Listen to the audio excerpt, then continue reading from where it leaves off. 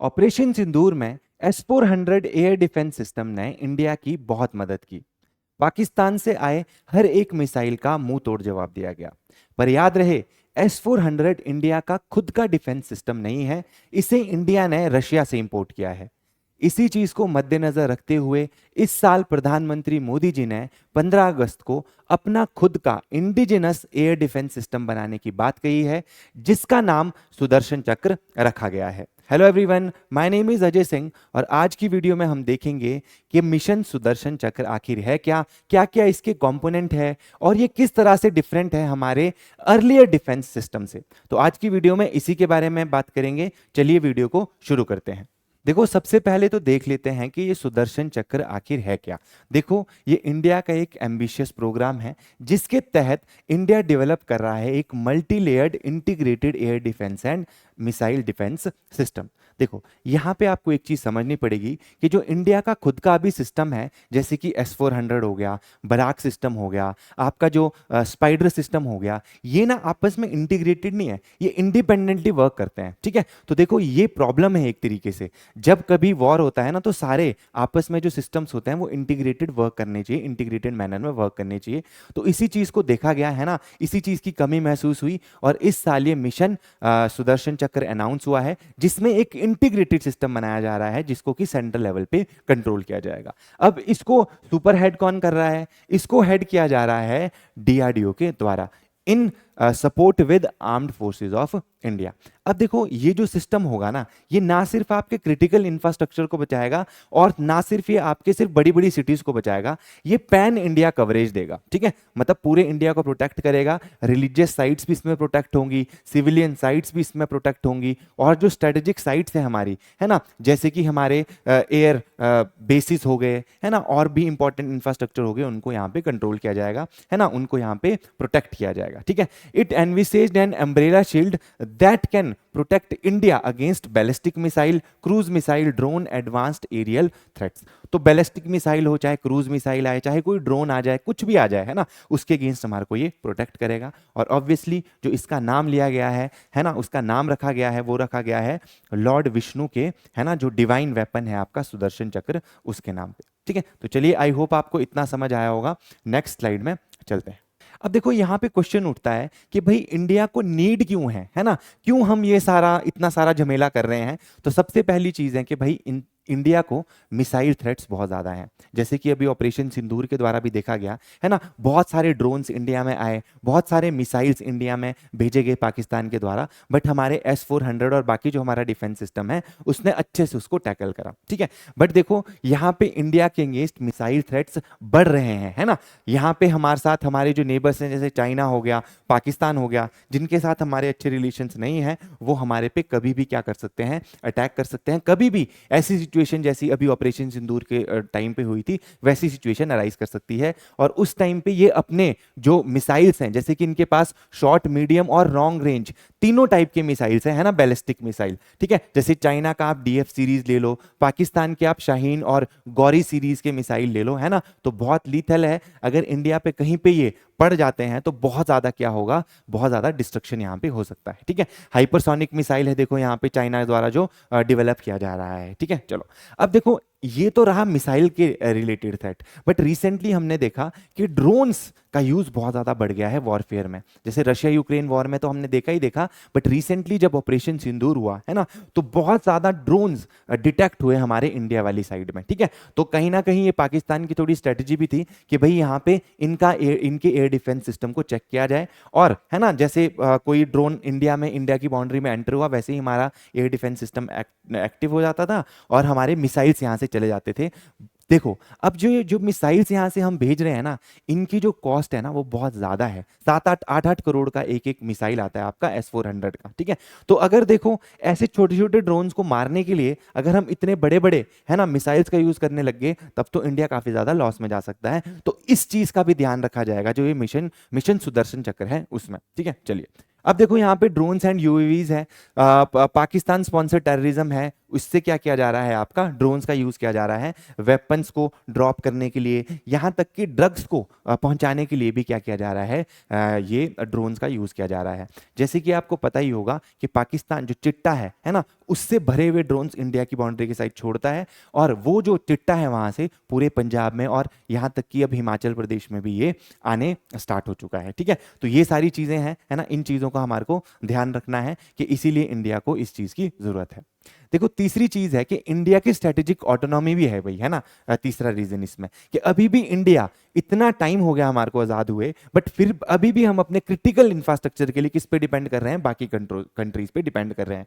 जैसे कि रशिया का S-400 जो ट्रायम्फ है एयर डिफेंस सिस्टम, अभी भी उस पर बहुत ज्यादा रिलाय कर रहे हैं, है ना। जैसे कि अभी देखो, अगर S-400 हमारे पास नहीं होता ना, तो ऑपरेशन सिंदूर में जो आज पिक्चर हम देख रहे हैं, शायद उससे अलग पिक्चर आपको देखने को मिलती। ठीक है, तो इसी तरीके से यहाँ पे ये समझ आता है कि भाई इंडिया को अपना एक इंडिजिनस सिस्टम बनाना पड़ेगा, एयर डिफेंस सिस्टम, है ना। क्योंकि कल की डेट को कुछ भी हो सकता है, रशिया हमारे को S-400 देने से मना कर दे, तो फिर उस केस में हम क्या करेंगे, हमारे पास अपना भी क्या होना चाहिए, एक एयर डिफेंस सिस्टम होना चाहिए, है ना। A fully indigenous shield ensure self reliant और आत्मनिर्भर भारत, है ना। तो ये भी एक पॉइंट है। और यहाँ पे देखो टू फ्रंट वॉर पॉसिबिलिटी हमेशा ही बनी रहती है।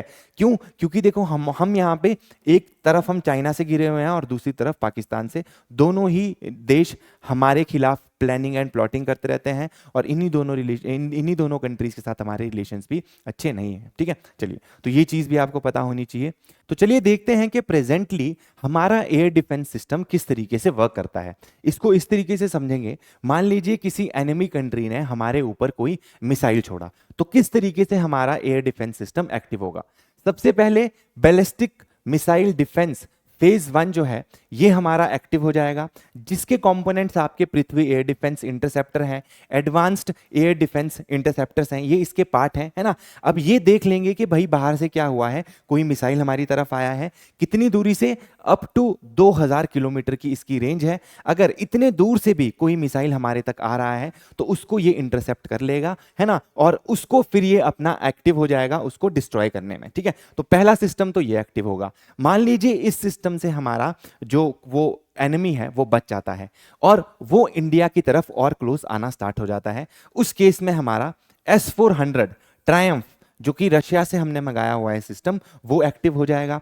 S-400 का मतलब है कि भाई 400 किलोमीटर की रेंज है इसकी, है ना, 400 किलोमीटर की रेंज तक, है ना, ये किसी भी एनिमी जो ऑब्जेक्ट है उसको डिस्ट्रॉय कर सकता है। ठीक है, तो अगर 2000 से आगे आ गया, 2000 किलोमीटर से आगे आ गया और लगभग 400 किलोमीटर की रेंज तक वो पहुंच गया, तो हमारा S-400 उससे निपट जाएगा। ठीक है, चलिए, इसके बाद आता है बराक 8 जो कि इंडिया और इजराइल ने ज्वाइंटली डेवलप करा है।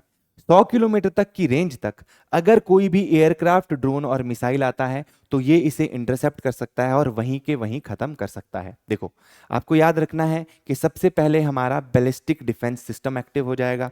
अगर कोई ऑब्जेक्ट उससे बच जाता है तो उससे हमारा S-400 निपटेगा। अगर S-400 से भी वो बच जाता है, उसके बाद हमारा बराक 8 एक्टिव हो जाएगा, है ना, वो उसको खत्म कर देगा। अगर उससे भी बच जाता है तो उसके बाद आता है हमारा आकाश मिसाइल सिस्टम, है ना। अगर 30 किलोमीटर तक की रेंज तक कोई ऑब्जेक्ट आ जाता है तो इसे ये मिसाइल जो है सरफेस टू एयर मिसाइल है, ये यहीं पे ही खत्म कर देगी। ये इंडिया के द्वारा खुद बनाया गया सिस्टम है। इसके अलावा और भी जो लेयर्स हैं हमारी, वो है स्पाइडर लेयर, शॉर्ट रेंज ये है, अगर इससे भी नजदीक आ जाए तो ये सिस्टम एक्टिव होगा। क्विक रिएक्शन सैम है, मीडियम रेंज सैम है ना। तो ये जो सब हैं, these are the part of our current जो डिफेंस सिस्टम है हमारा, एयर डिफेंस सिस्टम। ठीक है, तो चलिए अब देखते हैं कि सुदर्शन चक्र जो हमारा होगा वो इन पहले वाले सिस्टम से कैसे चेंज होगा। देखो, सबसे पहले कवरेज की बात करते हैं। जो पहले वाला सिस्टम था वो प्रोटेक्ट करता था आपके हाई वैल्यू टारगेट्स को, जैसे कि दिल्ली हो गया, मुंबई हो गया, एयर बेसिस हो गया, सिर्फ इनको कवर किया जाता था। बट जो सुदर्शन चक्र होगा वो हमारे को पैन इंडिया कवरेज देगा। ठीक है, जैसे कि मैंने आपको पहले भी बताया, चाहे रिलीजियस साइट्स हो, चाहे कोई इंपॉर्टेंट सिटीज हो, है ना, चाहे कोई हमारे बेसिस हो, एयर बेसिस हो, चाहे नेवल बेसिस हो, उन सबको प्रोटेक्ट करने का काम करेगा सुदर्शन चक्र। सेकेंड चीज देखेंगे इंटीग्रेशन के बारे में, कि जो पहले हमारा सिस्टम था, है ना, वहां पे डिफरेंट सिस्टम्स यूज होते थे, जैसे कि आपका बैलिस्टिक मिसाइल डिफेंस हो गया, S-400 हो गया, आकाश हो गया, बराक 8 हो गया, ये सेपरेटली वर्क करते थे, ठीक है। बट ये जो सिस्टम होगा सुदर्शन चक्र के अंदर, वो एक यूनिफाइड मल्टीलेयर सिस्टम होगा और इसको सेंट्रली कंट्रोल किया जाएगा, ठीक है। चलिए ये बात आपको याद रखनी है। अब यहां पे देखो कुछ फ्लेक्सिबिलिटी की बातें होती हैं, जैसे कि पहले वाला जो सिस्टम होता था वो each system has its own ranges, ठीक है। हर सिस्टम की अपनी रेंजेस होती थी, short medium long range, but integrated यहां पे कुछ चीजें नहीं होती थी। बट सुदर्शन चक्र जो होगा, सारी रेंजेस इसमें एक अम्ब्रेला के अंदर सारी रेंजेस रखी जाएंगी, है ना, शॉर्ट रेंज, मीडियम रेंज और लॉन्ग रेंज, ठीक है। मतलब इंडिपेंडेंटली ये अब फंक्शन नहीं करेंगी, एक साथ आ जाएंगी, है ना, और सारी सेंट्रली कंट्रोल होंगी, है ना, और फ्लेक्सिबिलिटी भी हमारे को देगी, है ना, क्योंकि short range, medium range, long range एक ही अम्ब्रेला के अंदर हम कवर कर रहे हैं, जो कि सुदर्शन चक्र के अंदर आएगी। इसके बाद देखो टेक्नोलॉजी जो है, देखो इसके अंदर देखो क्या लिख रखा है कि अर्लियर जो है मिक्स टेक्नोलॉजी हम यूज करते थे। रशिया से हम S-400 मंगा रहे हैं, इजराइल से हम बराक 8 स्पाइडर सिस्टम मंगा रहे हैं, और इंडिया का खुद का आकाश और QR-SAM जो था वो था, ठीक है। अब इसमें जो होगा ना सुदर्शन चक्र में, कंप्लीटली जो सिस्टम होगा वो इंडिजिनस होगा, मतलब भारत में ही बनाया जाएगा, ठीक है। और AI बेस्ड रेडार्स और ट्रैकिंग सिस्टम इसमें यूज होंगे, ठीक है।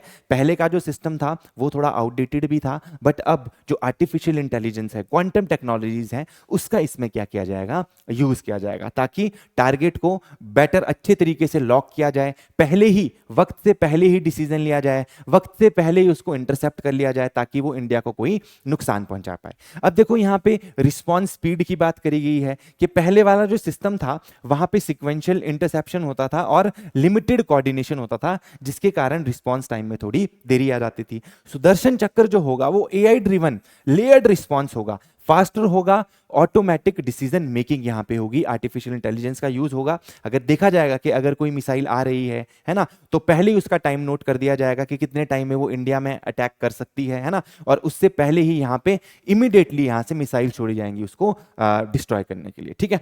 तो अगला है यहां पे देखो, इंडिया को इसके जरिए स्ट्रेटेजिक इंडिपेंडेंस भी मिलेगा। अभी इंडिया हैविली डिपेंड करता है इंपोर्ट्स पे।